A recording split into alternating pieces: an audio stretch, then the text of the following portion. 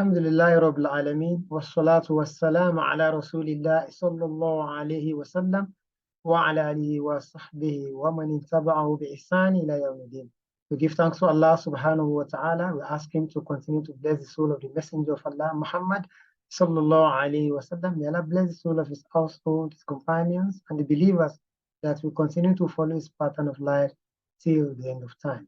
You are welcome to Reflections from the Mimbar. This is where we inform ourselves about some of the things discussed on the Mimbar of the Sunnyvale Homes Masjid in Abuja. A few days ago, a video became viral on the social media. It has to do with somebody who was making supplication, a Muslim who was making supplication at one of the beaches in Lagos.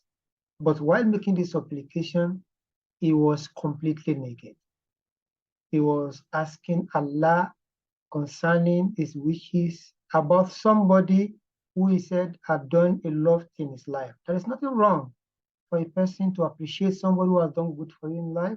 It's also encouraging, but the manner in which this person went by it is what is completely wrong as far as Islam is concerned, because this person happened to be a Muslim.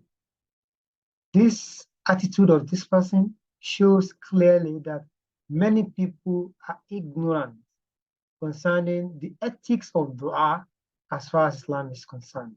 This is why our khutbah today was based on adabu dua in Islam, ethics of making dua in Islam. Allah subhanahu wa ta'ala loves to be asked and is angry when some people feel arrogant to ask Allah subhanahu wa ta'ala. Allah Azza wa Jalla told the Messenger sallallahu alayhi wa sallam to inform us that Tu'ani astajib lakum. Ask me, tell them to ask me and I will respond to them. And he said that in al-ladina yastakbiruna anil ibadah, those who are arrogant about ibadah in this sense, Allah meant dua, who are arrogant to ask Allah. Allah said he's going to punish them in hellfire. Brothers and sisters in Islam, Islam places a lot of emphasis on the importance of dua, supplication to Allah subhanahu wa ta'ala, and supplication. The Messenger sallallahu alayhi wa sallam informed us that dua huwa al-ibadah, supplication is an act of worship. And when we say anything is an act of worship, we must do it in line with the principle and the precepts that the Messenger laid down for us, in agreement with what the Sharia has informed us about making that act of worship is concerned, like the act of worship of dua. So there are a lot of ethics we must follow as believers when we want to make dua. It is not subject to what we think is good for us. It is what we understand that Islam has laid down as far as making dua is concerned. So when we talk of the ethic of making dua, the first one we must have in mind is an yakuna da'iya muwahidan lillahi ta'ala. Is for the one making dua, the supplicant must be standing on the platform of tawheed, of oneness of Allah subhanahu wa ta'ala, and that is to say that he must direct his supplication to no other one except Allah subhanahu wa ta'ala azza wa ta'ala. He must never direct his supplication to a sheikh, to a jinn, to an imam, or to whoever it may concern. Every supplication must be directed to Allah tabaraka wa ta'ala. This makes a person, shows that the person is strongly standing on the platform of tawheed. He must not relegate himself to go and supplicate to other beings. Allah subhanahu wa ta'ala said, Inna alladhina tad'una min dunillah, those that you call instead of calling on Allah. Allah says, Ibadu amthalukum, they are slaves of Allah just like you. They also have challenges that they tender to Allah subhanahu wa ta'ala to help them take care of. So you have to call on Allah and not call on anyone. The second one is al-ikhlas.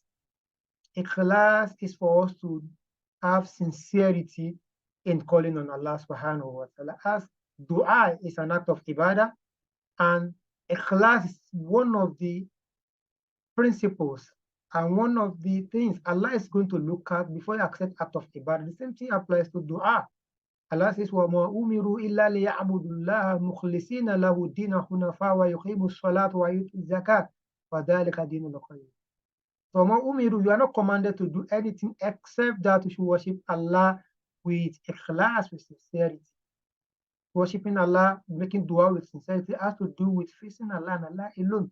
You can't be making supplication to Allah and in the midnight to go to somebody and someone else or somewhere else to do act of shirk. That is lack of sincerity. You must be sincere in making your dua. Because if you do that, it means you are doubting if Allah is capable of doing it.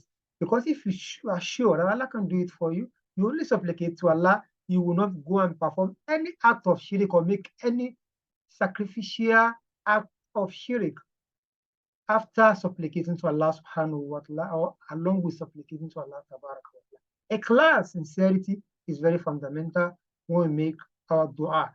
And also it's important. The third one is thana'u ala Allah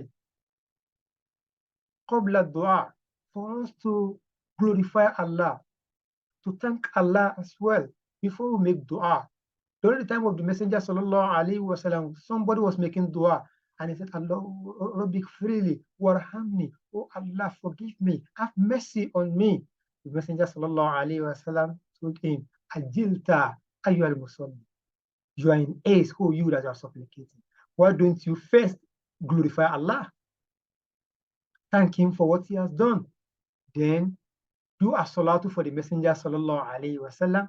Then make supplication concerning what you want. Then somebody else came in. He glorified Allah. He thanked Allah for what Allah has done for him. And after that, after that, he made a salatu for the Messenger sallallahu alaihi wasallam. The Messenger said, Ayyuhal musalli, you that you want to supplicate to Allah, supplicate now, and it will be accepted. So that is to tell us that before we make supplication, before we ask Allah for what we want, first and foremost, we have to glorify Allah, thank Allah for what He has done for us.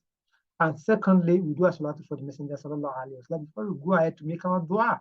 The Messenger sallallahu alaihi wasallam, kullu dua, every dua that we make, mahjub, is veiled, is covered up until we make a salatu for the Messenger sallallahu alaihi wasallam. So this shows that it is one of the ethics of making dua, that to make effort to also do a salatu for the Messenger sallallahu alaihi wasallam before we make our dua. Then raising our hand in making dua is also part of the ethics of making dua to Allah subhanahu wa ta'ala. The Messenger of Allah sallallahu alaihi wasallam said, when we raise our hand in dua, it is the inner part of the arm that we raise, not the back one. Some people used to do that. They say they are making dua against their enemies. They use the back. That has no basis in Islam. When you make dua, it is the open one that Allah's Messenger said we should make dua. Then the question now is, when we raise our hand to make dua, which is the sunnah of the Messenger sallallahu alaihi wasallam, do we put these hands together or you separate them? According to His Eminence, the former Grand Mufti of the Mamlakat al-Arabiya to Saudi, Sheikh Ibn Uthaymeen, he said that what is clear from the sunnah is that once you put the hands together, it says separating them has no evidence, has no basis in the sunnah of the Messenger sallallahu alaihi wasallam, nor does it have any basis in the kalam ulama, in the statements of the people of knowledge. So putting the hands together is what we should do. Dua to Allah subhanahu wa ta'ala. Also making dua with the beautiful names of Allah. This is very important. We don't call on the name of Sheikh, we don't call on the name of Jinn, we don't call on the name of anyone, call on the name of Allah subhanahu wa ta'ala. Allah Azza wa Jalla says, Walillahi al-asma'ul husna. To Allah belong this beautiful name. Call Allah by these names. Somebody was supplicating during the time of the Messenger sallallahu alaihi wasallam, and he said, Allahumma inni as'aluka bi anni ashhadu annaka anta Allah. Oh Allah, I ask you, as somebody who has unshakable belief in the fact that no one is qualified to be called Allah except you. Allah Ahad, as-Samad, alladhi lam yalid wa lam yulad wa lam yakul lahu kufuwan ahad. When he finished supplicating like this, the Messenger asked the companion, did you hear what he said? They said they had. Do you know the implication of that? They said, Allah and His Messenger are the ones that know.